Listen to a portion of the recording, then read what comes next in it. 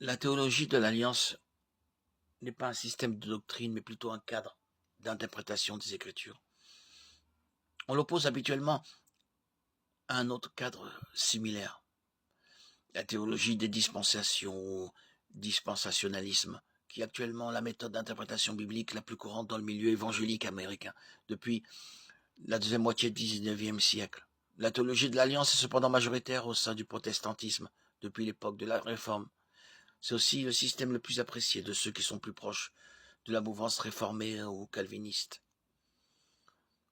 Alors que le dispensationalisme classe les Écritures en une série de dispensations principales, le plus souvent au nombre de 7, une dispensation pouvant être définie comme la relation particulière de Dieu avec les hommes et la création au cours d'une période donnée de l'histoire de la rédemption.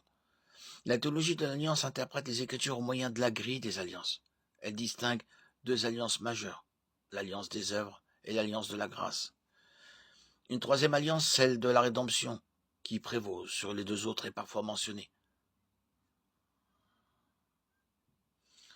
Il est important de garder à l'esprit que chacune des alliances que je vous ai mentionnées, qui sont mentionnées dans les Écritures, par exemple avec Noé, Abraham, Moïse et David, ainsi que la nouvelle alliance, relèvent toutes soit de l'alliance des œuvres, soit celle de la grâce.